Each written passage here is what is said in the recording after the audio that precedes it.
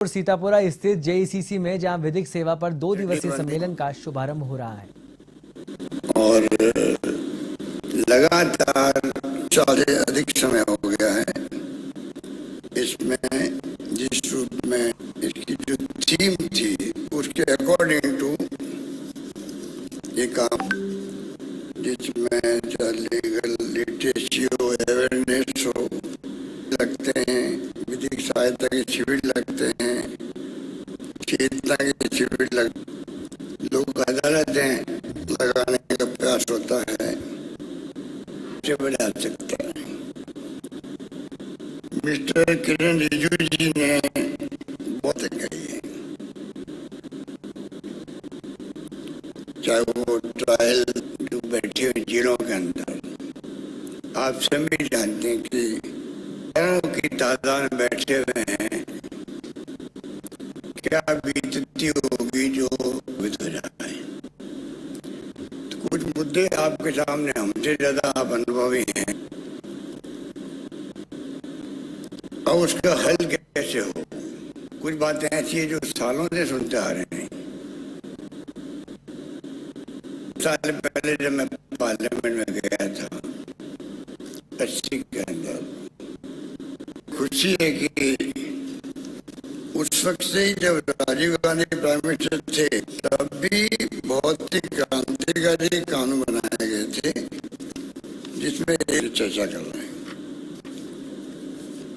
उस वक्त में legal service authority act 87, environment protection act 1885, consumer protection act, जो काफी आज मैं समझता हूँ कि बहुत ही इफेक्टिव होकर काम कर रहा है। 86, schedule caste schedule tribe prevention of atrocity act 89, prevention of corruption act 88, और भी कई कानून हैं। तो बहुत ही क्रांतिकारी काम उस वक्त में भी हुआ था। और मैं समझता हूँ कि समय समय पर सुप्रीम कोर्ट, हाई कोर्ट समय समय पर सुप्रीम कोर्ट, हाई कोर्ट, चाहे चीफ जस्टिस हो, चाहे वो जजेज हो, कोई कमेंट करते हैं तो पूरे देश सुनता है उसको, इसके मायने क्या है, और उसी रूप में वो अपने आप को कोशिश करता है कि मैं किस प्रकार से अपनी भावना व्यक्त करूं। ये जो नालसा राष्ट्रीय स्तर पर काम कर रही है, राज्यों में कर रही है, मेरा अनुभव कहता है कि अच्छा काम कर रहे थे, कोई दो राय नहीं, अच्छा प्रयास करते, क्योंकि उनको अपने साथ में सुनवाई भी करनी पड़ती है हाई कोर्ट के अंदर। तो कुछ ऐसा काम तरीका निकलना चाहिए जिससे कि और ज़्यादा इफेक्टिव होकर ये काम हो सके, जिसकी आज जरूरत है। अभी मिस्टर रिजिजू जी कह रहे थे कि वकीलों की फीस की बात कर रहे थे। कोई गरीब आदमी सुप्रीम कोर्ट जा नहीं सकता। अब ये इसको कौन ठीक कर सकता है? कुछ समझ के परे है, अच्छे अच्छे लोग नहीं जा सकते हैं। वो फीस की हद होती है 1 करोड़ 80 लाख 50 लाख, पता नहीं क्या हो रहा है देश के अंदर। ये बात मैंने एक बार चीफ जस्टिस हाई कोर्ट के और चीफ मिनिस्टर की मीटिंग हुई थी, तभी मैंने उठाया था मामला। इस बार मैं नहीं आया था, पिछली बार जब मैं सीएम था, दूसरी बार, तब की बात है। तो ये जो स्थिति बनी हुई है, इसके ऊपर भी कभी आप लोग बैठ करके चिंतन करें, कुछ तरीकारी कमेटी बने, कुछ तरीका तो हो। और कुछ वकीलों के लिए है, कुछ लोग कहते हैं तो कुछ वकीलों के लिए, सबके लिए थोड़ा ही है। तो साथ में लोग आर्गुमेंट देते हैं, अगर ये कुछ वकीलों के लिए है तो जजेज भी जो है फेस वैल्यू दे के फैसला देते हैं। तो आदमी क्या करें कि अमुक वकील को खड़ा करेंगे तब जाके जैसा इम्प्रेस होंगे। अगर ये स्थिति है तो इसको भी आपको हमको समझना पड़ेगा, क्योंकि देश में संविधान की रक्षा करना हम सबका, एग्जीक्यूटिव का, लेजिस्लेटिव का और साथ में जुडिशरी का बहुत बड़ी भूमिका है। ये तो बार बार हम लोग कहते हैं चर्चा में, तीनों बैलेंस होकर चलना चाहिए। पर जिस रूप में हालात बनते जा रहे हैं उसमें जिम्मेवारी आपकी भी कम नहीं है, बहुत बड़ी जिम्मेवारी है। बल्कि मैं कई बार सोचता हूँ सबसे अधिक जिम्मेवारी आपकी ही है, क्योंकि आप कंट्रोल कर सकते हैं, जुडिशरी कंट्रोल कर सकती है, एग्जीक्यूटिव को भी एक हद तक। कंट्रोल का मतलब ये नहीं कोई मैं ये कहना चाहूँगा कि आप सब कुछ कर सकते हैं, और लेजिस्लेटिव को भी। हालात जो बिगड़ते जा रहे हैं देश के अंदर, यूजी जी की बातें मुझे बहुत इम्प्रेस की। अभी हिंदी में बोल रहे थे, ये हिंदी में बोल रहे थे तो मुझे थोड़ा सुकून मिला, इसलिए कि ये आप मीडिया खड़ा है यहाँ पर, जो खुद भी दबाव के अंदर वैसे, पर आज ये वायरल हो रहा पूरा आपका, ये आपका लाइव चल रहा है ये कॉन्फ्रेंस। और जो आप नेशनल लीगल सर्विस अथॉरिटी की हम कॉन्फ्रेंस कर रहे हैं, गरीबों के लिए कर रहे हैं, डेस्टिट्यूट के लिए कर रहे हैं, अपंगों के लिए कर रहे हैं, निःशक्तजनों के लिए कर रहे हैं, बीपीएल के लिए कर रहे हैं, उन लोगों के लिए कर रहे हैं जिनको जरूरत है। वो भी सुन रहे होंगे, आजकल तो मोबाइल हर घर के अंदर है, उनको समझ में नहीं आ रही कि आप क्या बोल रहे हैं। तो ये भी हमें, मिस्टर रिजू जी ने कहा, मैं सपोर्ट करता हूँ कि हमें सोचना पड़ेगा कि आप या तो आजकल हाईटेक का जमाना है, कॉन्फ्रेंस के अंदर लग सकते हैं, आपके बैठ सकते हैं जो आपके इंटरप्रेटर्स होते हैं। मैं दुनिया के मुल्कों में गया कई बार, हम वो क्या आए हैं, मैं हिंदी बोला हूँ और पूरे कॉन्फ्रेंस के अंदर अपना भी ट्रांसलेशन हो गया। वो टाइम आ गया है, क्योंकि दुनिया सुन रही है आपको। यहाँ जयपुर में कॉन्फ्रेंस होने के मायने हैं, पूरे देश की जुडिशरी के चीफ जस्टिस आए हैं, पूरा सुप्रीम कोर्ट के यहाँ पर हमारे माननीय न्यायाधिपतिगण बैठे हुए हैं। कितनी महत्वपूर्ण कॉन्फ्रेंस है ये, और पूरी दुनिया नहीं तो पूरा देश सुन रहा होगा। अधिकांश लोग पूरे किसी कोने में बैठे हुए हैं, जिनको शौक है, जिनका रुचि, वो सुन रहे होंगे। तो मैं समझता हूँ कि हिंदी की बात की मुझे बहुत अच्छी लगी, और मैं समझता हूँ आपसे मैं आगाह करना, रिक्वेस्ट करना चाहूँगा, निवेदन करना चाहूँगा, कुछ तरीका सा निकले समय के साथ साथ में, गरीब आदमी कोर्ट में आके अपनी बात कह सके। हालात मैं रमणी साहब को कई बार सुनता रहता हूँ, ये क्या क्या बोलते हैं, और मुझे अच्छा भी लगता है कि ये अपने दिल की बात कह रहे हैं। इन्होंने एक बार कहा, नागरिकों को स्वतंत्रता, स्वाधीनता और लोकतंत्र को बचाने के लिए बिना थके मेहनत करनी चाहिए, जिसके लिए हमारे पूर्वजों ने लड़ाई लड़ी थी। कितनी बड़ी बात इन्होंने कह दी। जो इतना बड़ा मूवमेंट खड़ा हुआ देश के अंदर, लाखों लोग कुर्बान हुए, लाठियाँ खाई, गोलियाँ खाई, जेलों में बंद रहे, महात्मा गांधी के ज़माने से, पंडित नेहरू के ज़माने से। कितनी बड़ी बड़ी हस्तियाँ थी, सरदार पटेल, मौलाना आज़ाद, लोकमान्य तिलक, गोपाल कृष्ण गोखले, सब आपकी हमारी बिरादरी से। मैं भी वकील बना हुआ हूँ थोड़े समय के लिए, LLB किया हुआ मेरे भी, तो मैं आपकी भावनाओं के साथ अपनी भावना जोड़ रहा हूँ। क्या मूवमेंट खड़ा किया वकीलों ने, मोतीलाल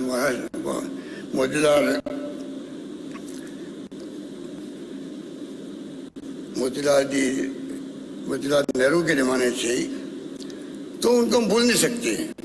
इनका कोड मुझे अच्छा लगा कि जो हमारे पूर्वजों ने जो लड़ाई लड़ी है, उसको बचाने के लिए मेहनत करनी है,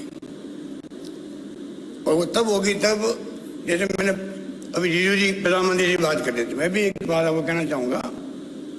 मिस्टर रिजू जी,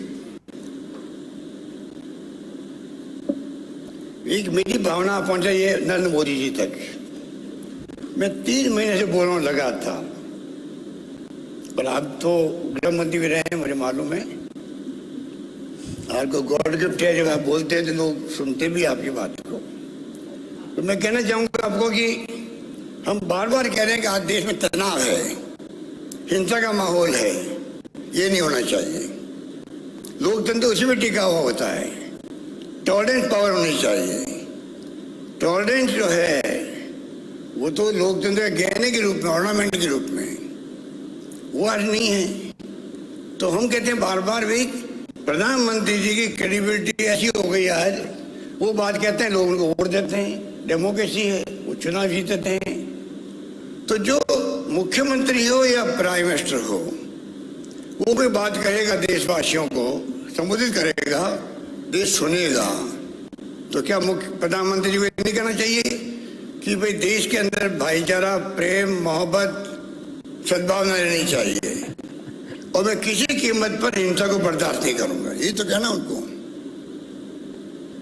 और मैं समझता हूँ आप उनको करने नहीं कर सकते हो, हमारे कहने से वो कर नहीं रहे हैं, आप जाके हमारी भावना पहुंचाइए, करना बहुत आवश्यक है। क्योंकि आज माहौल ऐसा बन गया देश के अंदर जो चिंता पैदा कर रहा है और वो चिंता में समाप्त होनी चाहिए, मेरा मानना है बहुत जरूरी हो गया है। क्या क्या होता है, अभी कोई जस्टिस पारजीवाला जी, जस्टिस सूर्यकांत जी कुछ कह दिया, ये जुडिशरी का सम्मान करना हमारा फर्ज बनता। 116 लोगों को खड़ा कर दिया गया, क्या हाई कोर्ट, सुप्रीम कोर्ट की रिटायर्ड जजों को खड़ा कर दिया गया, ब्यूरोक्रेसी को, बड़े बड़े अधिकारियों को, पता नहीं कौन कौन थे वो, कैसे तो मैनेज किया गया, किसने मैनेज किया है। और आपने एक इश्यू बना दिया देश के अंदर। अरे सुप्रीम कोर्ट के जजेस ने अपनी भावना जो देश में हालात है उसकी व्यक्त की थी उसमें,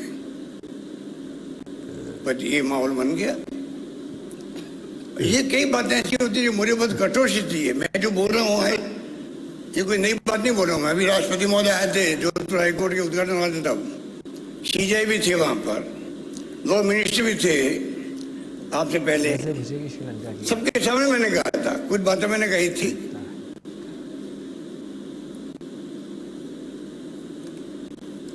आप बताइए, 4 सुप्रीम कोर्ट जजेस ने कहा लोकतंत्र खतरे में है।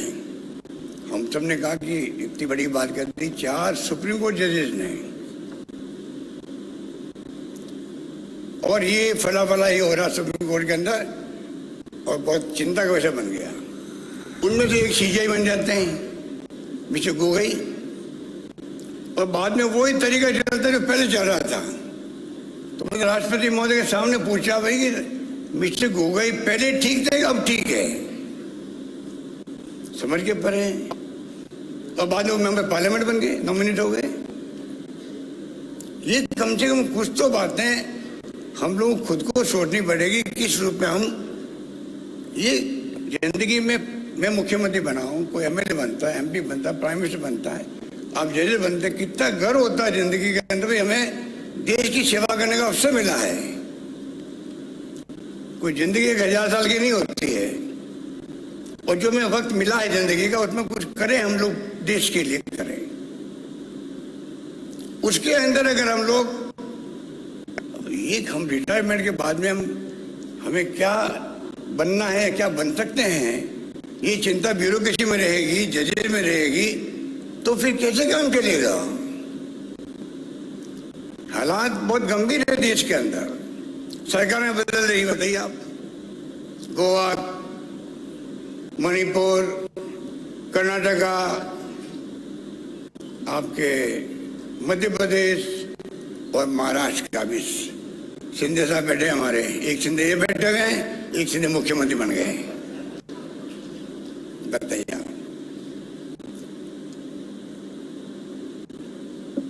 ये तमाशा है कि लोकतंत्र है भी देश के अंदर। कैसे रहेगा लोकतंत्र अगर चुनी हुई सरकारें हॉर्स ट्रेडिंग के बदले जाएगी? ये तो मेरी सरकार पता नहीं कैसे बच गई, ये भी आश्चर्य हो रहा देश के अंदर। वरना मैं गया आपके सामने मैं खड़ा नहीं होता, जी के साथ सामने कोई दूसरे मुख्यमंत्री यहाँ मिलता आपको। अभी चैचनको का मामला था वहां पर, तो भाई कैसे हो सकता है ये बताइए आप।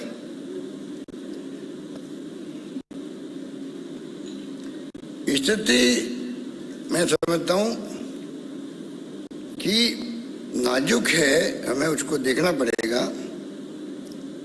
और जिम्मेवारी मैं फिर कहना चाहूँगा, मैं तो देखता हूँ अपने जो मिस्टर रमनी पता नहीं जल्दी रिटायरमेंट हो जाएंगे मेरे ख्याल, मैंने सुना है एन रमनी साहब, परंतु मैंने देखा इनका नोट एक, मुझे इतना अच्छा लग रहा कि ये अपनी कम से कम अपनी ड्यूटी पूरी कर रहे हैं। अभी अमेरिका गए,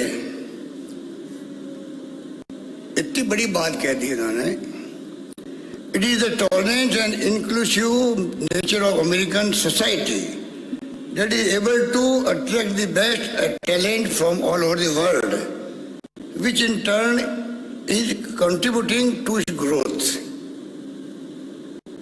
The principle of inclusivity is universal. It needs to be honored everywhere in the world, including India. Inclusivity strengthens the unity in the society, which is key to peace and progress.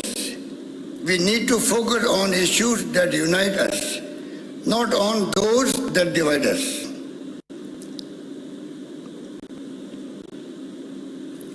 और last मैंने ये भी कहा America के NRIs को, please remember you all might have become millionaires and billionaires.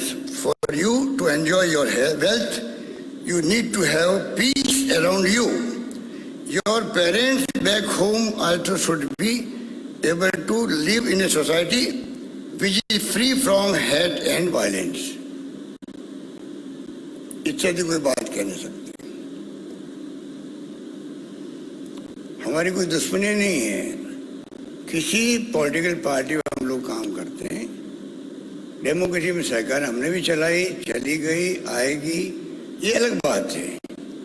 हमारी कोई नरेंद्र मोदी जी से या बीजेपी से हमारी कोई किसी से दुश्मनी नहीं है. लड़ाई विचारधारा की होती है और संविधान हमें अधिकार देता है शासन करने का भी. गुड गवर्नेंस कैसे दें हम लोग, कैसे सबको न्याय मिले, जो संविधान की मूल भावना है. हम सबका बड़ा धर्म बनता. मैं बार बार कहता हूँ, एक एमएलए, एमपी, मंत्री, मुख्यमंत्री, प्रधानमंत्री और जजेज भी, हम सब शपथ लेते हैं. अगर शपथ की मूल भावना को हम आत्मसात कर ले, उसमें राइट लेफ्ट नहीं हो तो भी हमारा काम किया जाएगा. शपथ लेने के बाद में हम लोग राइट लेफ्ट होते हैं, इसलिए आप देखिए कि बैलेंस बिगड़ता है. इसलिए मैं इस मुबारक मौके पर यही कहना चाहूँगा कि हम सब मिलकर के आप निश्चिंत रहें. मिस्टर रिजू जी ने बहुत कुछ कह दिया है ये लीगल सर्विस अथॉरिटी के बारे में. मैं अपनी भावनाओं के साथ जोड़ता हुआ ये विश्वास दिलाना चाहूँगा कि राजस्थान सरकार पहले से ही, चाहे इंफ्रास्ट्रक्चर हो और चाहे कोई योजना हो, हम लोग स्टेट अथॉरिटी को पूरा सेव कर रहे हैं. मैं समझता हूँ कोई शिकायत नहीं होनी चाहिए. हाई कोर्ट या जुडिशरी और सरकार के साथ में संबंध अच्छे रहते हैं यहाँ पर. आज तक मैंने कभी कुछ शिकायत सुनी नहीं. आगे भी मैं उम्मीद करता हूँ आप सबके दुआओं से, आप सबके आशीर्वाद से हम लोग सब मिलकर के क्या कर सकते हैं उस पर हम लोग पूरा ध्यान रखेंगे. और ये जो प्रयास है इसको और कैसे मजबूत करने में सरकार क्या सहयोग कर सकती है, जो सुझाव हमें देंगे वो मानेंगे, ये मैं विश्वास दिलाता हूँ. धन्यवाद. जय हिंद. धन्यवाद. बहुत बहुत आभार माननीय मुख्यमंत्री राजस्थान श्री अशोक गहलोत जी का, उनकी उपस्थिति के लिए, उनके उद्बोधन के लिए. दिव्य सज्जनों, हमारे ऑनरेबल एग्जीक्यूटिव